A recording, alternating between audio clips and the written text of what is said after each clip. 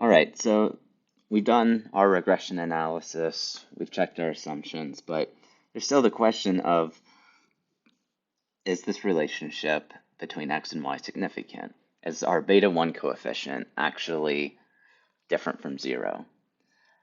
So we're now going to move towards statistical inference in simple linear regression. So a lot of this should look familiar. So given an alpha level of significance, so we always set our alpha before we get started, is that linear relationship between the two variables significant? So significant just meaning at the alpha level of significance. So we're just moving towards hypothesis testing again. So if there's no relationship between these variables, then beta 1 should be 0.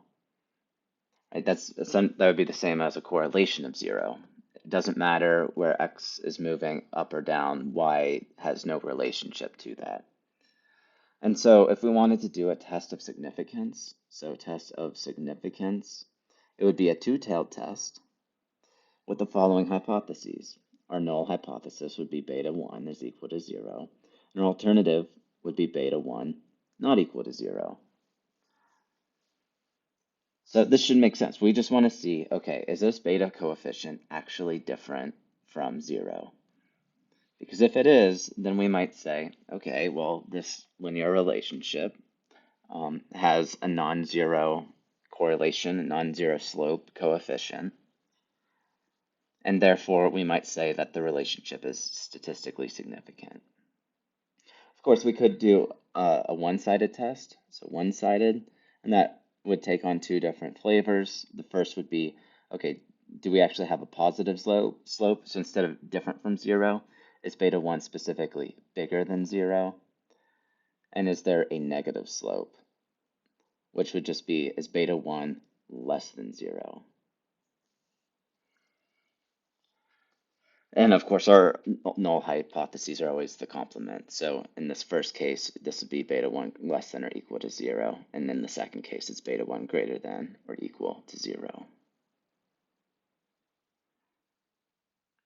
So let's just go through our steps for hypothesis testing. Let's start with that two-sided test, which is really what we're going to be focused on for this course, which is we already discussed our hypotheses. We're going to test, okay, is beta 1 actually different from 0? Is it significantly far from in the negative or positive direction away from 0?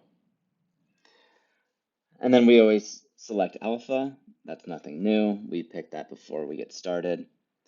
And then our test statistic, so t-stat, so we're going back to the t-statistic, and it's going to be b1, which is our slope coefficient, so that's just the coefficient from our regression line, divided by its standard error, where it is defined like this. So it's the square root of the sum of squares from error divided by n minus 2 degrees of freedom, all divided by variance of x.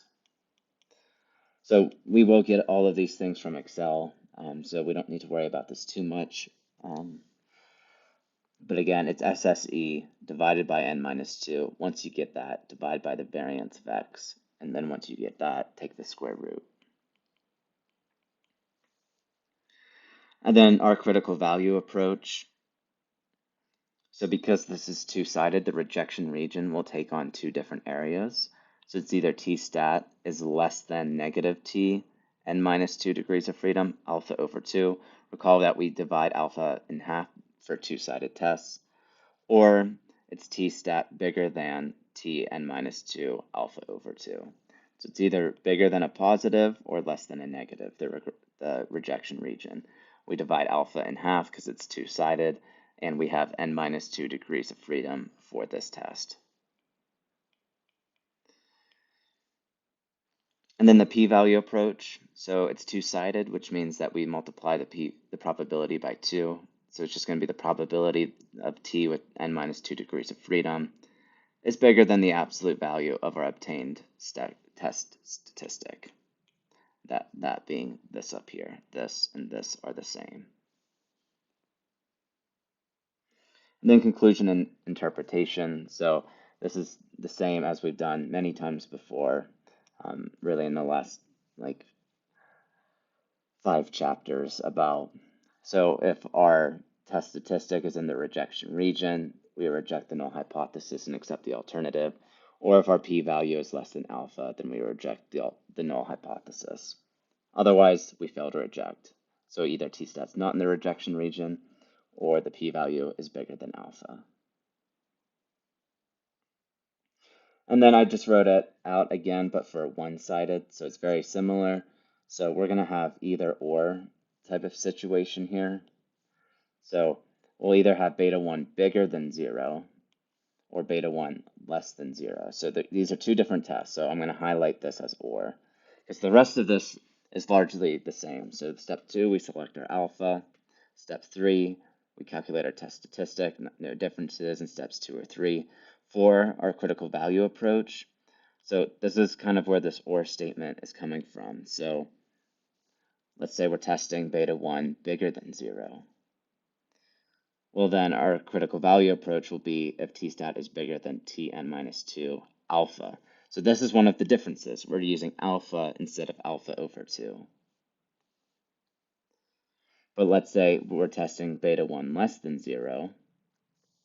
In that case, our rejection region would be t-stat less than negative tn minus 2 alpha, and just alpha. Again, this is one-sided, so it's just alpha, not alpha over 2. So I'm just using this pink highlighting to differentiate the fact that it's either this or this. And if we're doing this, then we're going to have this rejection region. And if we're testing for this, then we're going to have this rejection region. But like I said, we're going to be focused mostly on two-sided hypothesis testing. P-value approach, so very similar. But notice that I'm not multiplying by 2 anymore. So you just leave it as the probability of tn minus 2 bigger than t-stat. So yes, the only differences between two-sided and one-sided, one is that alpha is not divided in half, and that we do not multiply the p-value by 2. Other than that, it would be the same. And then, of course, we provide our conclusion and interpretation to our analysis. And then let's discuss a confidence interval for beta 1, and that's just going to be beta 1 plus or minus tn minus 2 degrees of freedom, alpha over 2, right? We always divide alpha in half for confidence intervals, and then we're going to multiply by the standard error of beta, where we already saw it's equal to this over here. So just rearranging everything we did in our two-sided hypothesis testing. So we'll do all the hard calculations in Excel, but in the next video, let's do a quick example as to how we would actually put all of this together.